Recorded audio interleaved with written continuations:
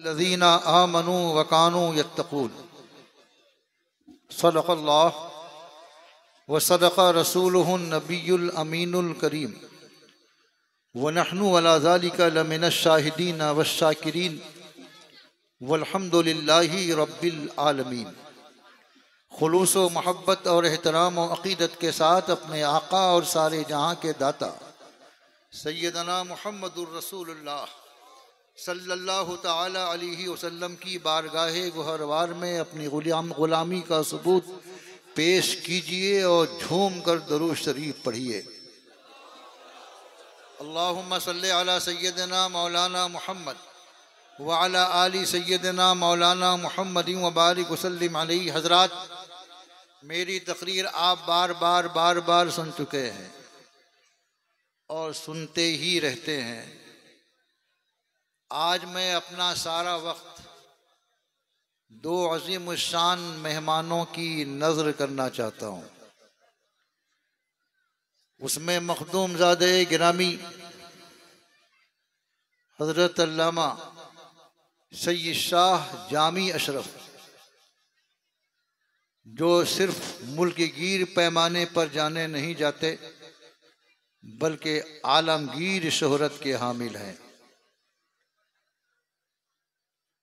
उनकी तकरीर व खिताबत से हम भी महजूज होंगे और आप भी। मेरा वक्त उनके लिए नज़र। और दूसरी अज़ीम शान शख्सियत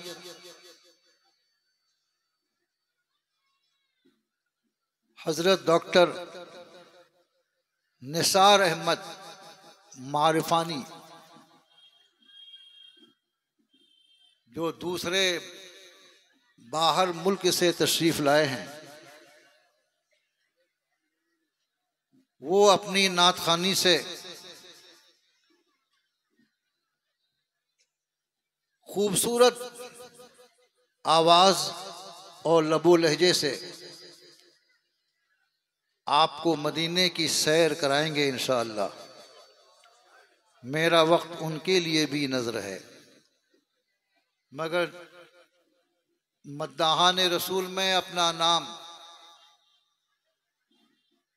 लिखवाने की गरज से चंद मिनट के लिए बंदा हाजिर है।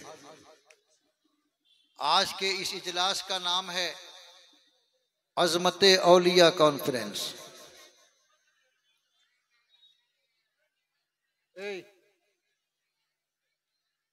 एकदम खामोशी की फ़ज़ा बनाइए।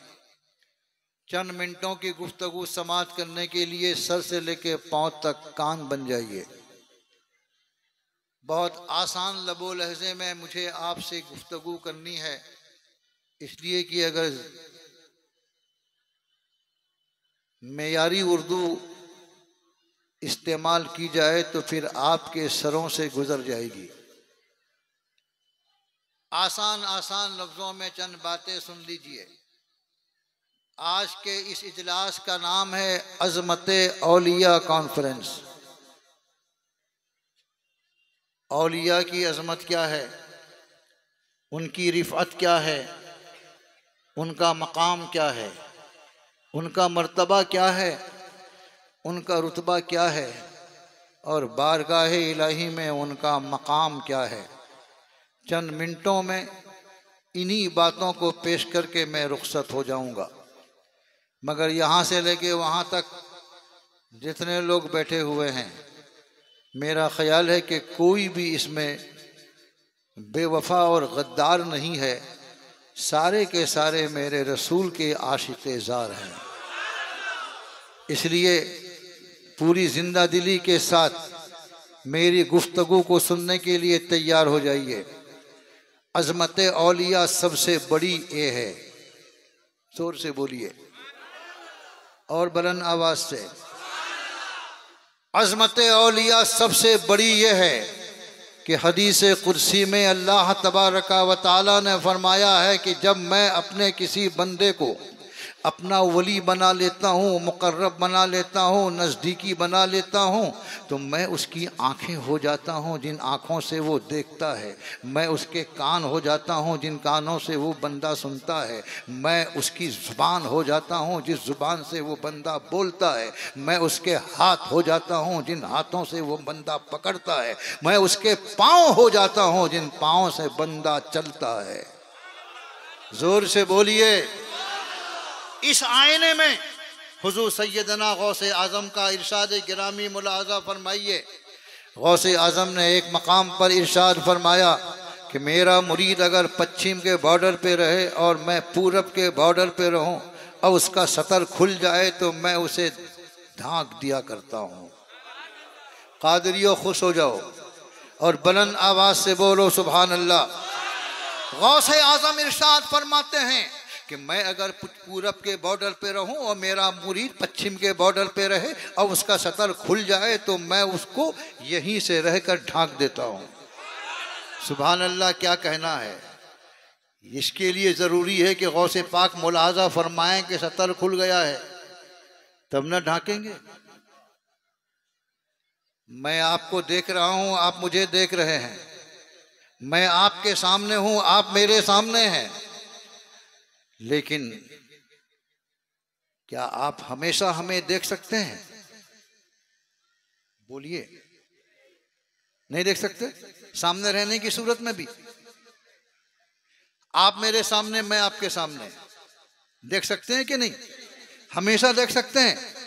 बाबा मैं नहीं देख सकता। अभी ये तमाम रोशनियां गायब कर दी जाएं, गुल कर दी जाएं, अंधेरा हो जाए तो क्या देख लेंगे?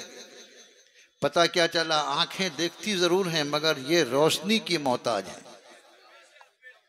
इसी तरह से रोशनी भी हो, उजाला हो, लेकिन ये छोटा सा तौलिया अगर मैं आपकी आंखों के सामने और मैं अपनी आंखों के सामने कर लूं तो क्या आप मुझे देख सकते हैं? नहीं देख सकते। इसका साफ मतलब हुआ कि आंखें देखती जरूर हैं मगर उसके लिए दो चीजें जरूरी हैं, एक तो रोशनी और दूसरी चीज ये है कि आंखों के सामने कोई पर्दा और हिजाब न हो। बोलो जरा जोर से।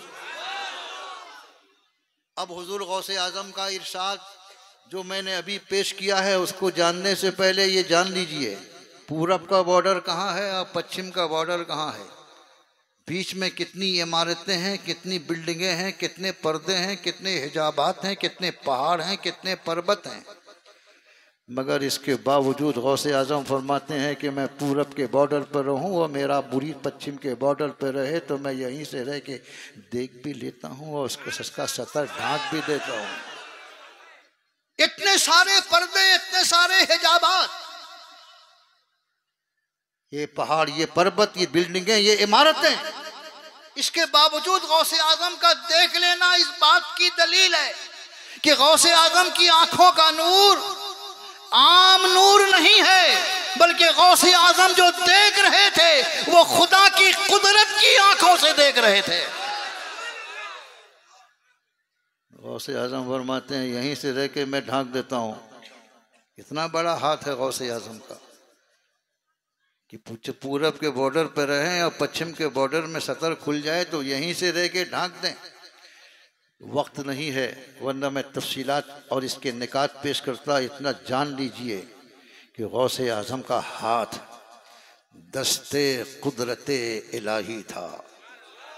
जरा जोर से बोलो, गौसे आज़म का हाथ अल्लाह तबारका व तआला की कुदरत का हाथ था। ये मत पूछो कि गौसे पाक के हाथ की लंबाई कितनी है, नहीं, ये तो मेरे गौस की मशीयत पर मुनहसिर है। मेरा गौस अपना हाथ जब बढ़ाए जहां तक वो चाहेगा वहां तक उसका हाथ पहुंच जाएगा। ये अजमत औलिया है, औलिया की रिफत, औलिया की अजमत और औलिया का मर्तबा, औलिया का मकाम रब की बारगाह में ये है। और एक बात सुन लीजिए, बस आखिरी बात, इसको सुन लेने के बाद आपका ईमान ताज़ा हो जाएगा। लेकिन इस बात से नतीजा क्या निकला कि मेरे गौस की आंखों में अल्लाह तबारक व तआला ने ऐसी कुव्वत, ऐसी कुदरत अता फरमाई है कि वो पूरब के बॉर्डर पे रहकर पश्चिम के बॉर्डर को देख सकते हैं। आले रसूल ही रुक कर कहता है, मेरा गौस नबी नहीं है, रसूल नहीं है, सहाबी नहीं है, ताबेई नहीं है, तबा ताबेई भी नहीं है, बल्कि अल्लाह का वली है, अब्दुल कादिर जिलानी, गौसे समदानी है, महबूबे रब्बानी है। जब उसकी आंखों में देखने की ये कुव्वत, उसके हाथ की लंबाई की ये ताकत, जब गौसे आजम वली है, उनको अल्लाह ने ऐसी कुदरत से नवाजा है कि वो पूरब के बॉर्डर पर रहकर पश्चिम के बॉर्डर के मुरीद को देख सकते हैं। तो उनका नबी रसूल, मदीने वाला रसूल, मदीना में रहकर हम बंगाल के गुलामों को भी देख सकते हैं, देख रहे। हजरात, आखिरी बात कहनी है। आपने बार बार सुना है कि हुजूर सैयदना गौसे आजम ने इरशाद फरमाया, मेरा ये कदम सारे वलियों की गर्दनों पर। जोर से बोलिए। और इसकी खबर सबसे पहले किसने दी? हजरत हसन बसरी ने, हजरत जुनैद बगदादी ने। इन दोनों बुजुर्गों ने अपने अपने जमाने में कहा। गौसे आजम की आमद से, तशरीफ आवरी से कई सौ साल पहले के बुजुर्ग हैं। इन दोनों ने कहा कि एक जमाना आने वाला है, मुस्तफ़ा प्यारे के खानदान में ये बच्चा पैदा होगा जो वली होगा। बोलिए, वली होगा। और उसको अल्लाह तबारक व तआला कुतुबे आलम बनाएगा। उसका नाम अब्दुल कादिर होगा, गीलान की सरजमीन पर पैदा होगा और अल्लाह के हुक्म से ऐलान करेगा, मेरा ये कदम सारे वलियों की गर्दनों पर। और ऐसा होकर रहा। जोर से बोलिए। गीलान की सरजमीन पर ऐसा बच्चा पैदा हुआ। इन बुजुर्गों ने जैसा कहा था वैसा ही हुआ, बच्चा भी पैदा हुआ। नाम उसका अब्दुल कादिर।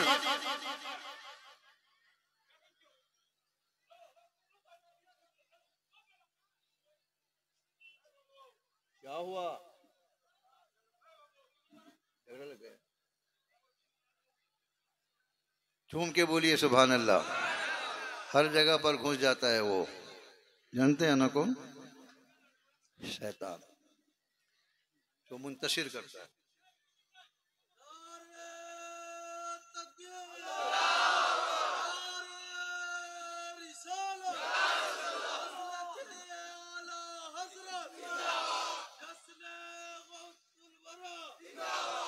हजरत, अर्ज करना यह है कि हुजूर सैयदना गौसे आजम रज़ी अल्लाह ताला अन्हु के बारे में इन बुजुर्गों ने जैसा कहा था वैसा ही होकर के रहा।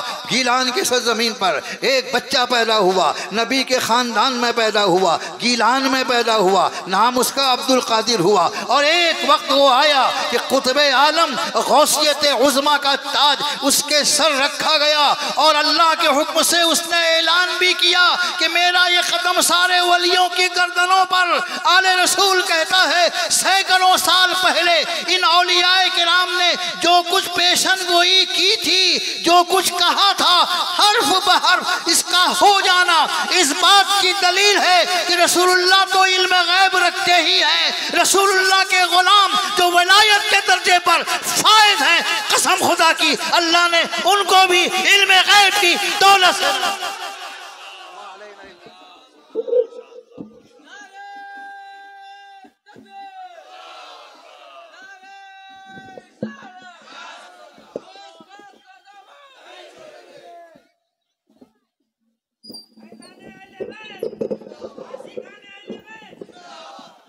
हज़रात, अब आइए बिला ताख़ीर हमारे इस इजलास के खुसूसी मेहमान ख़ानदान अशरीफियत के अज़ीम मुआलिम व रहनुमा, मेरी मुराद हज़रत अल्लामा सैयद जामी अशरफ साहब क़िबला, हज़रत की खिताबत की गूंज सिर्फ हिंदुस्तान ही में नहीं बल्कि यूरोप और एशिया में भी गूंजती है। बिला ताखीर मैं हज़रत को दावत देना चाहता हूँ और मैं ये देखना चाहता हूँ कि मजमा कितना बेदार है। नारा लगाएं, नारे तकबीर। ये आपकी तारीख नहीं है, तकबीर के नारों से हम आलम को हिला देंगे, सोई हुई कौमों को हम फिर से जगा देंगे। नारे तकबीर, नारे रिसालत, अज़मते औलिया कॉन्फ्रेंस, हज़रत अल्लामा सैयद जामी अशरफ साहब क़िबला, नारे तकबीर, नारे रिसालत।